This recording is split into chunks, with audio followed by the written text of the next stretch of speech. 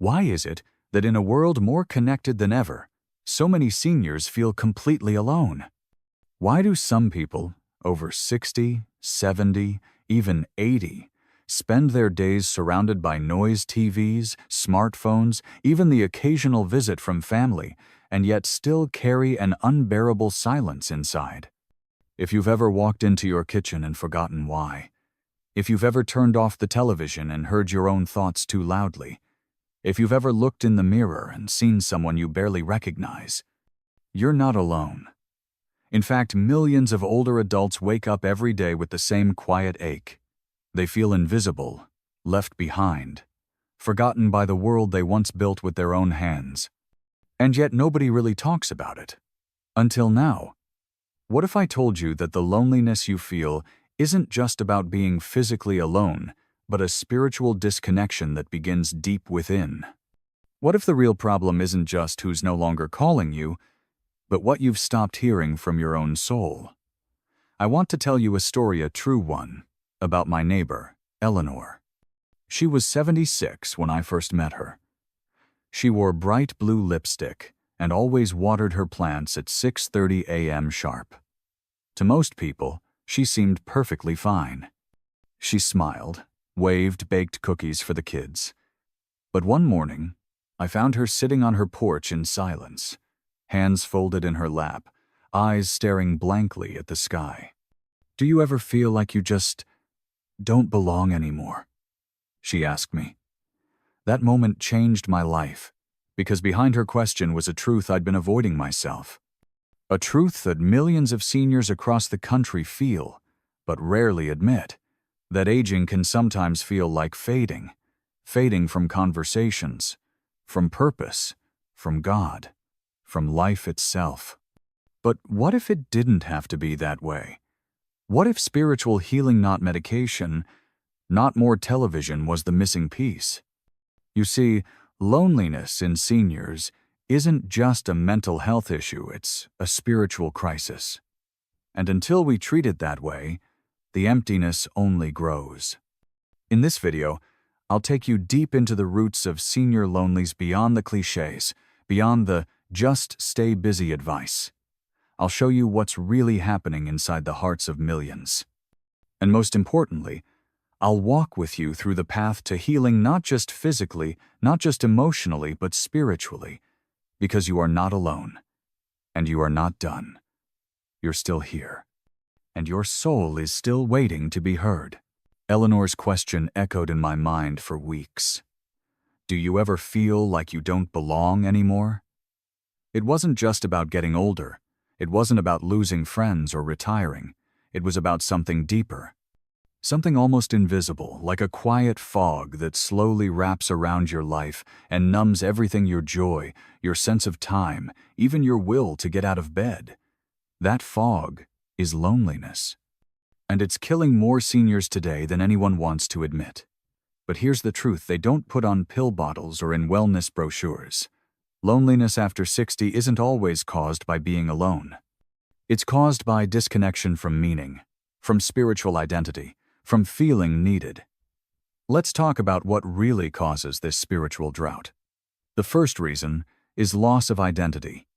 Many people spend their whole lives raising kids, working jobs, building things for others.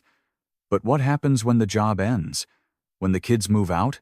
When nobody needs your advice anymore? Suddenly, your calendar is empty, but so is your sense of who you are. You're no longer mom, or the boss, or the helpful neighbor. You become just someone in the background. That hurts more than anyone admits. The second cause is grief.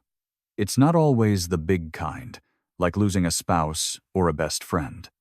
Sometimes, it's the small deaths, the people who used to call and no longer do, the traditions that no longer happen, the body that no longer works the way it used to.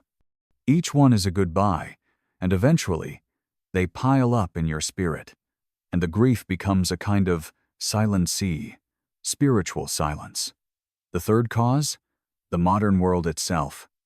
The world is faster, louder, more digital, and much less human.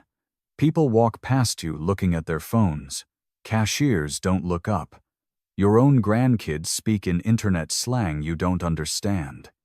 You might live 5 minutes from your family and still go weeks without a hug. And then there's the spiritual erosion. Over time, as life gets busy or painful, many older adults drift away from the practices that once nourished them: prayer, meditation, walks in nature, singing, church, deep talks at the kitchen table. Instead of stillness, there's only noise. Instead of presence, there's distraction. And the soul, like a neglected garden, starts to wither. That's why so many seniors say they feel invisible. It's not just that no one's looking. It's that no one's seeing their soul. But here's something nobody told Eleanor, and maybe nobody's told you. Your spiritual self doesn't retire. It doesn't age. It doesn't need likes or followers. It just needs attention. And healing starts when we stop trying to distract the loneliness and start listening to what it's teaching us. I once visited an elderly man named Harold who lived alone in a nursing home. He barely spoke to anyone, and the staff said he refused most visitors. But one day, I asked him not about his health, not about his past, but about his spirit. I said, "Do you feel like God hears you?" His eyes filled with tears. "I used to," he whispered. That one moment told me everything. He wasn't starving for food or medication. He was starving for connection, for stillness, for meaning, for something real in a world that had gone too quiet. You see, loneliness thrives in silence, but not the peaceful kind. It's the silence of feeling like your voice no longer matters, that your presence no longer shifts the room, that you could disappear and nobody would notice until the light bill wasn't paid. But here's the shift. Once you start to see this loneliness not as a punishment but as a call from your soul, everything changes. Because your soul isn't done. It's speaking through the silence. And it's begging you to come back to yourself. Not the younger you, not the working you, but the deeper you. The one that's still alive. Underneath the grief, underneath the fatigue, underneath the loss. That version of you has something powerful to say. And in part 3, I'm going to show you exactly how to awaken that voice again and begin the journey back from loneliness into spiritual healing. Harold's tears were not from weakness. They were from recognition. In that quiet moment, he realized someone finally saw him, not his age, not his declining body, but the eternal spark still burning inside. And that's where spiritual healing begins. Not in books, not in busy calendars, but in recognition. When you realize your loneliness is not a flaw, but a signal.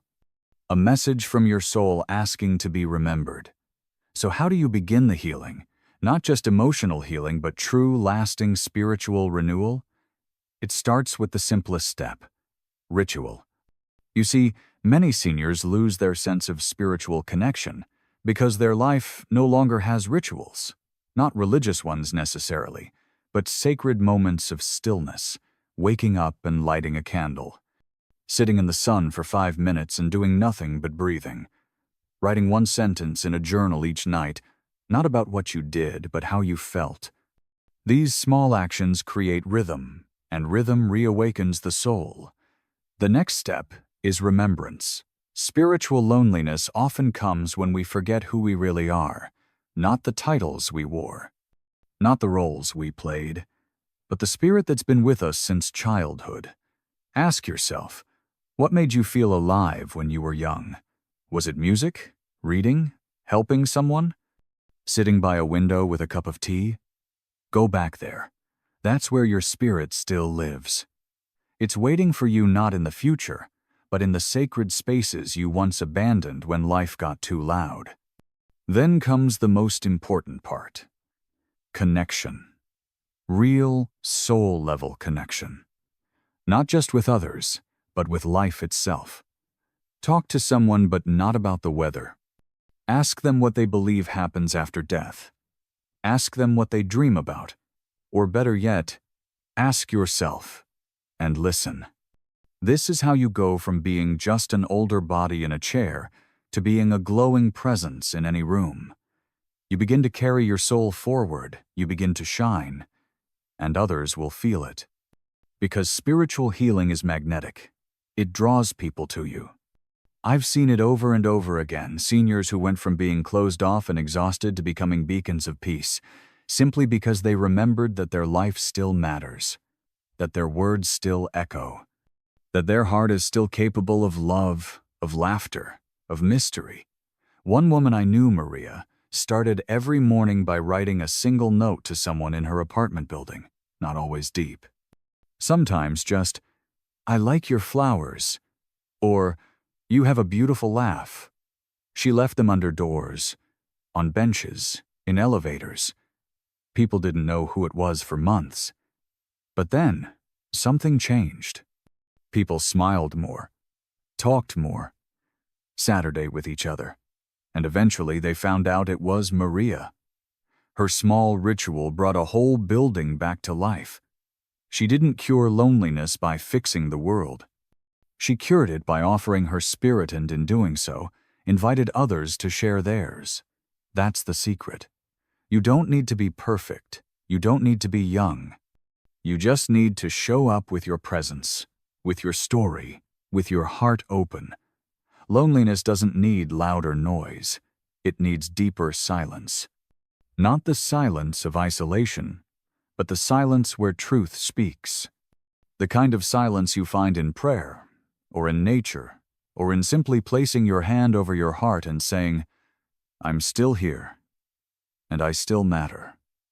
If you're watching this and feeling tears, rise, let them. That's not weakness.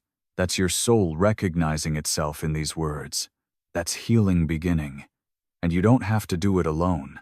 Right now, take one small step. Light a candle, say a prayer, call someone, or just sit quietly and ask your soul, "What do you need?" Then listen. Because your soul is wiser than any advice, stronger than any diagnosis, and more beautiful than any photo from your youth. You are not invisible. You are not forgotten. And you are certainly not finished. You are the elder now, the guide, the quiet strength in a noisy world, and we need you more than ever. Your voice matters. Your story matters. Your spirit is sacred. So take a deep breath and begin. Because the journey back to wholeness, back to connection, back to spiritual truth starts not someday, not tomorrow, but right now.